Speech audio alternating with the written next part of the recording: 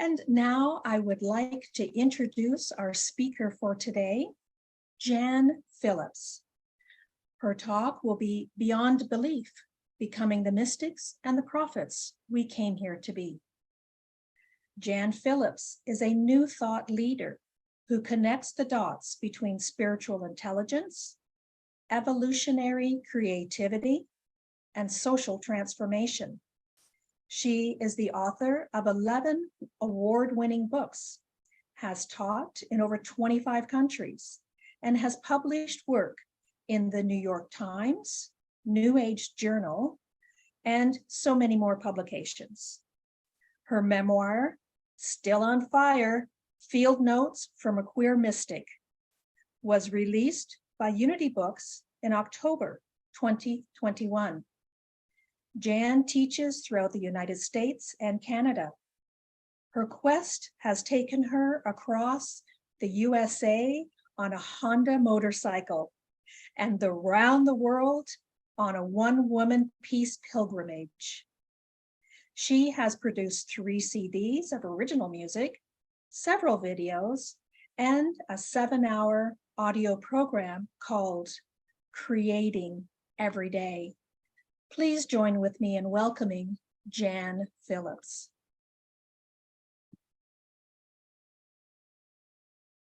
Wow.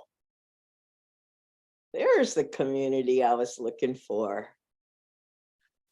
First, I was thinking it was an all-woman community. All right, can you hear me? Am I unmuted? Go like this. All right.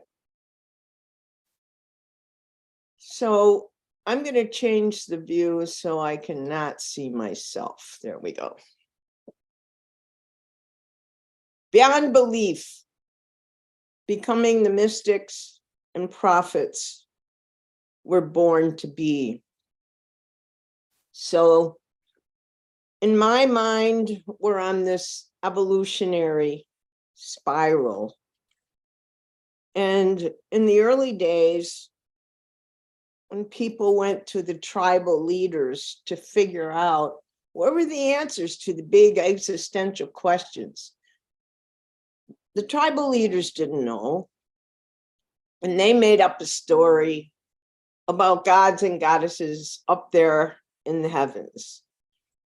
And that satisfied the people because they were earlier in the rungs of evolution. And right now, we're at a point where we're beginning to realize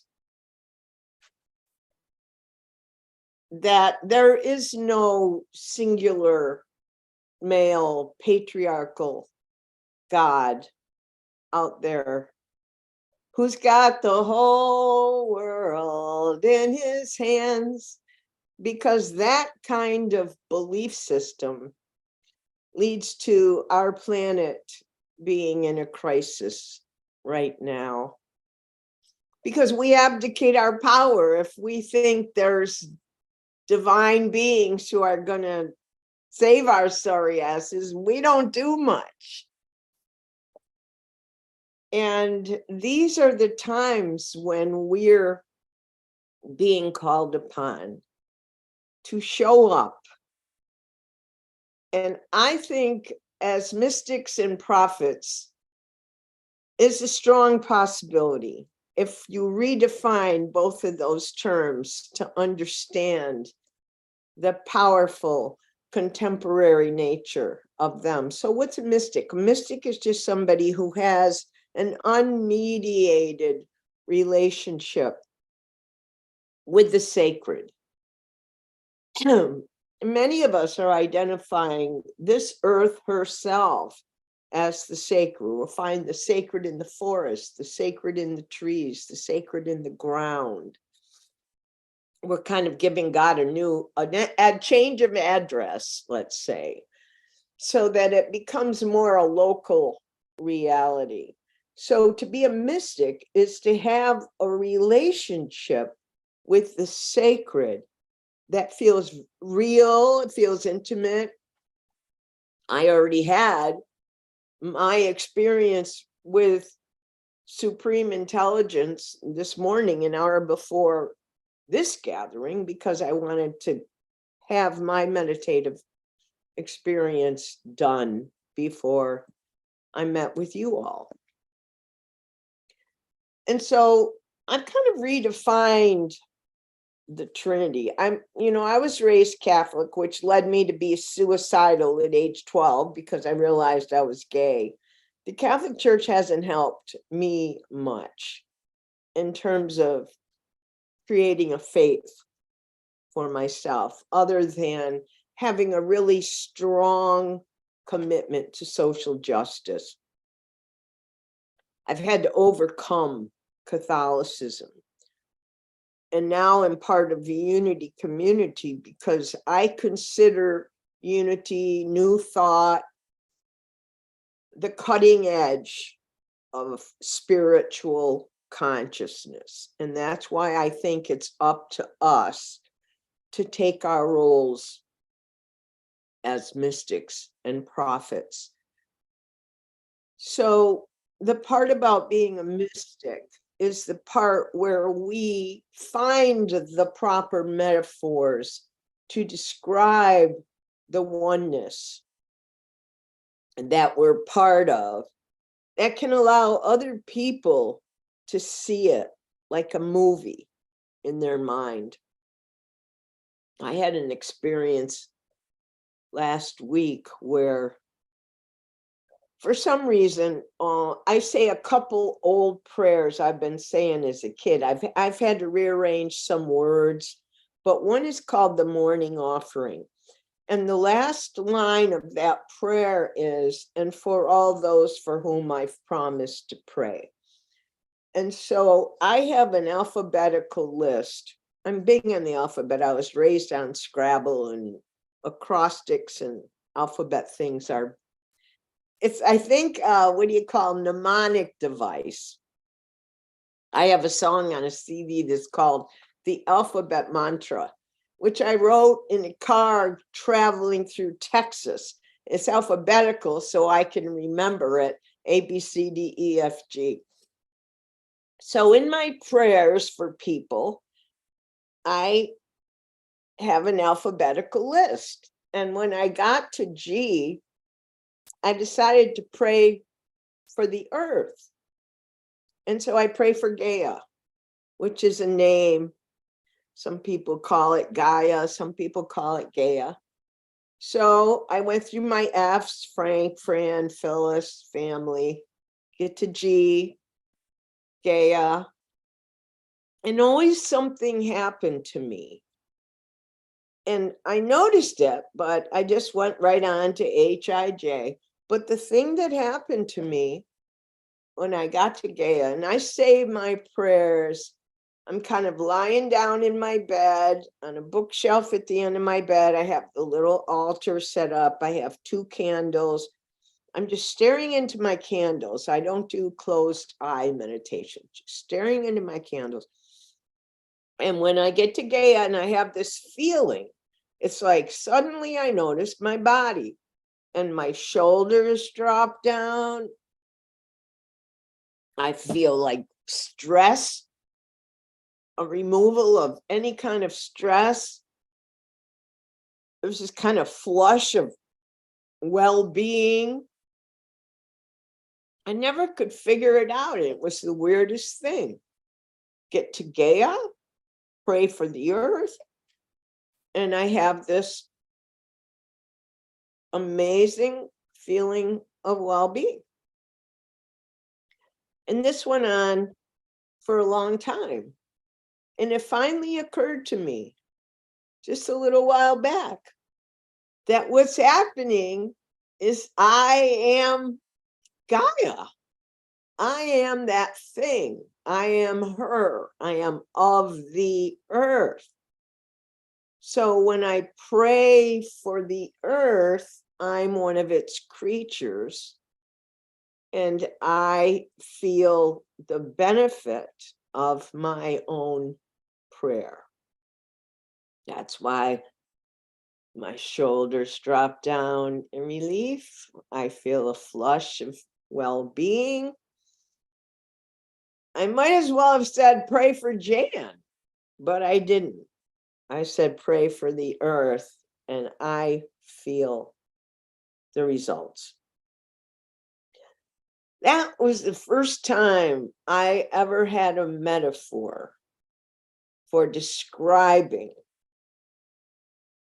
anything about my oneness with the earth. Because usually you say we're all one and people's eyes glaze over. It's like we all have grown up listening to that, one with God, one, I and the Father are one. But human beings need metaphors, need stories. And so, I really am kind of informed by Emily Dickinson's line. How does she say it? The only news I get is bulletins all day from immortality. The only news I get is bulletins all day from immortality. And if you are on my mailing list, which you should get on after this event, but if you are on my mailing list, you would have already received your Sunday morning bulletin from me. And I'm going to read that poem that I sent out at the end of my talk today. But it's how we support and uplift each other is the prophetic work. It's the muscular part of the mystical practice, intimate, serious. I started out with 20-minute contemplative practice in 1990. And now, I set my clock for 6 a.m. today, so I could have a whole hour before I met with y'all. And it's just, I imagine myself as a satellite dish to mind at large. And what Emily referred to as receiving bulletins all day from immortality is how it feels to me. And when you take the call, that's you having your moment of awareness that bulletins from immortality are being broadcast to us 24/7. I've redefined the Holy Trinity, and I see it now as supreme intelligence, ineffable beauty, and infinite love. That's my Trinity. I'm just done with patriarchal stuff. So for us to have that commitment to our own spiritual practice is the foundation of being the light in the world. That's the only way we can ground ourselves firmly and steep ourselves in the presence of love, that we can be the kind of prophetic force in the world that we want to be. So when you consider Buddha's message, Buddha showed up to bring to us an awareness of the importance of contemplation. Then Jesus shows up to bring to us an awareness of contemplative action, which is compassion, kindness, mercy, justice. I remember once being, when I made my peace pilgrimage around the world, I was in Japan, and there was a Catholic priest who had kind of been banished from Tokyo up to the Japanese Alps, given a small piece of land, a few seminarians, and they had rice fields. And sometimes travelers would come by. His name was Father Oshida. So in the morning, starting at 5:30, there was this little round bamboo chapel. We'd sit in meditation on meditation pillows, very Japanese, on the floor. for half an hour, and then there'd be Gregorian chant, and then he'd say mass, and we'd have communion. Then we'd have breakfast. Then we'd go work in the rice fields. And at night, he would give us spiritual lessons. And in my spare time, I'm reading about Buddhism because I had never been exposed to Buddhism. And so I had a moment of feeling freaked out that I had to choose between Buddhism and Christianity. And at one of the evening talks, I came to him and I said, I'm so nervous. I don't know what to do. I don't know if I should choose Buddhism or Christianity. I said, the Christian message is go and teach all nations. And I just started out on my peace pilgrimage. Japan is my first country. But the Buddhist message is sit down and shut up and understand that everything's unfolding perfectly. Two different messages. I said, I don't know what to choose. He goes, no, choose. Be both. You both. He goes, you the incarnation. You both. Meditate, pray, contemplate, go act after that. You both. You the Buddha, you the Jesus. And so I was really happy that he helped me figure that out, that it's a combination of the both that equals the kind of spiritual force that we are here to be. And so what makes for prophetic behavior is that you share what you know. And how do you know things? You know things from the tragedies, from the turbulence, and from the traumas that you've experienced. We don't know stuff because of happiness. We know stuff because of sorrow. And so I've accumulated a lot of knowings, a lot of wisdom, because I've harvested those horrific events. And if you harvest your sorrows, you could see that at the end of every one, you can say, thank you. I get it. I get it now. And if you haven't harvested or processed them, you still have anger, resentment, regret. And you're just not done. You haven't completed that experience. Because no matter what, I've had a gun pointed to my head. I've been raped. I've been beaten in the streets. You know, I've been hurt a lot.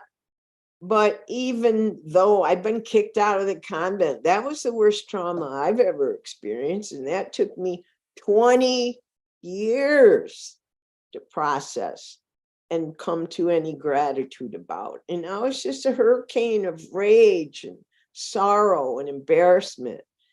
I'm not saying it's easy.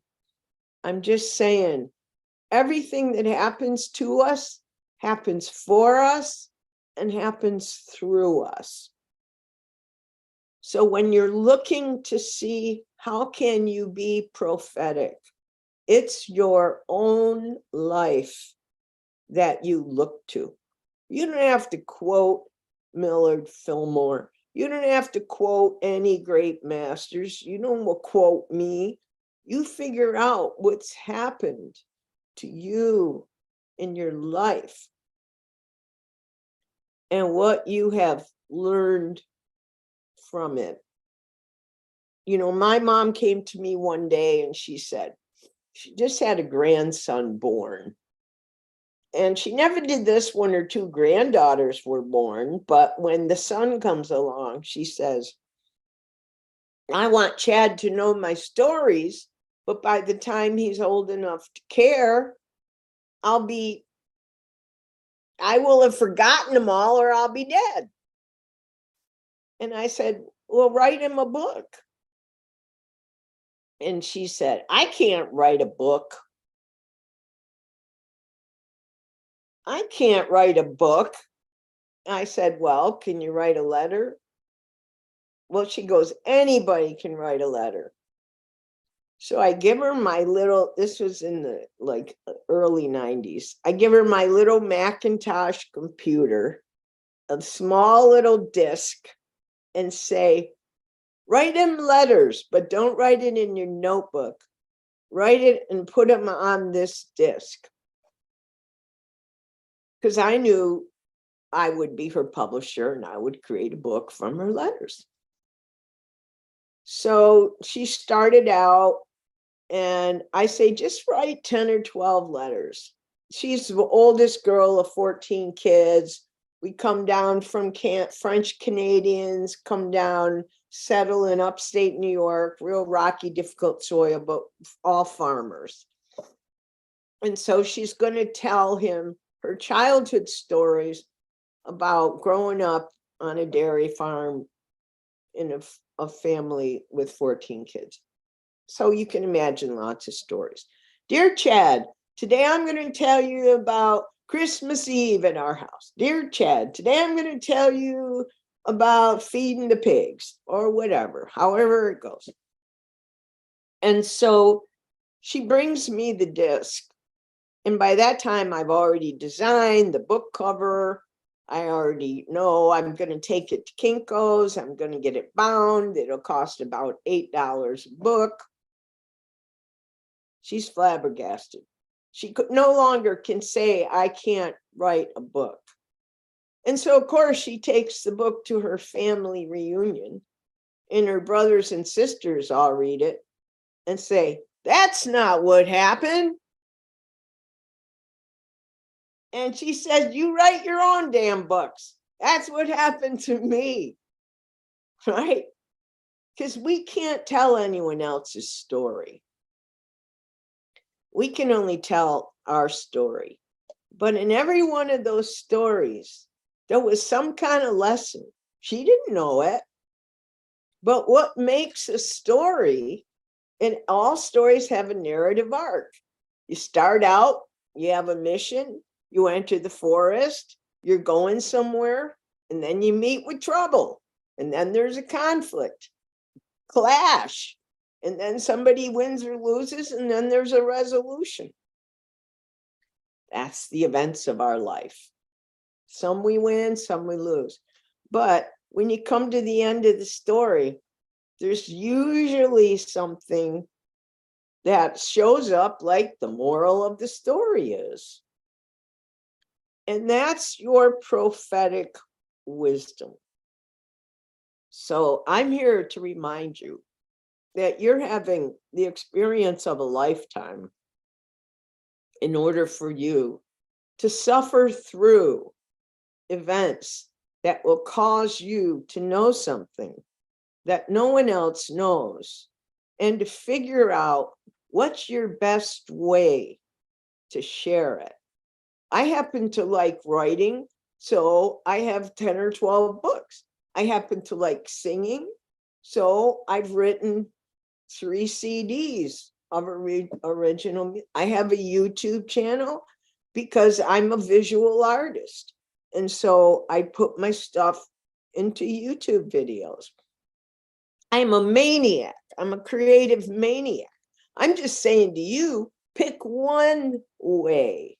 Write letters, tell stories, start a book club, do something where you're with a group of people just like this group today, and everybody has a chance, maybe 10 minutes each, to say, this is what I learned this week. That's how we progress faith and spirituality in these times. We don't look to the ministers. We look to the ministers to call the circle. But we look to every one of us to throw in our bits of wisdom, because that's how it works. We are all in my mind, sparks of the original light. Energy can be one of two things. It's going to be a particle or a wave. When it's observed, it's a particle. When it's not observed, it's a wave. When it's a wave, we call it God. When it's a particle, we call it us. Same energy. So here we are, particles. And the earth is waiting for us to reveal what we know. And there you have it. That's my talk for today.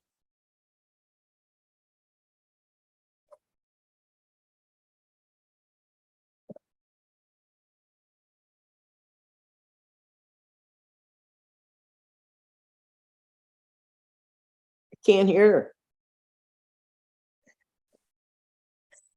Thank you, thank you, thank you, Jan. Wow, what wonderful gems of wisdom in there.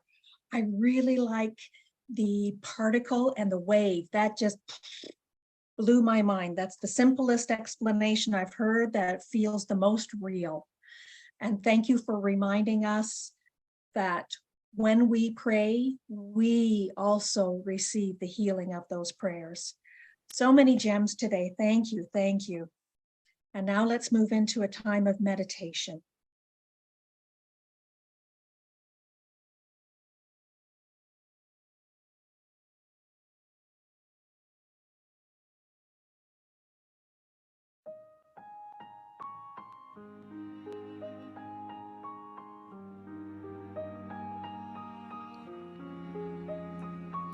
Think of yourself as a thought of the Infinite One, made flesh by your sheer desire to see and be seen. Think of yourself as nature, looking upon nature, in awe at its grandeur, in tears for its wounds, nature loving itself, healing itself, speaking out for itself. Think of yourself as a vessel of stardust and clay, a child of the cosmos, transforming energy into matter, wave into particle, mortal into immortal. Think of yourself as a soul who took on a body to be of use, to radiate love and receive it in return. Think of yourself as necessary, purposeful.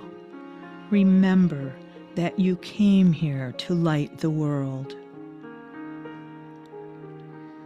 Think of yourself as a shaman whose hands heal whatever they touch, as a storyteller whose words fall like rain on a drought-stricken land, whose stories are medicine, miracles that heal the sick and raise the dead.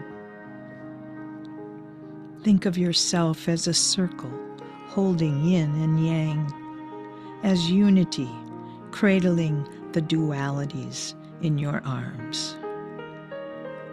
Think of yourself as a thought leaning toward radiance, an early dawn rising into daylight.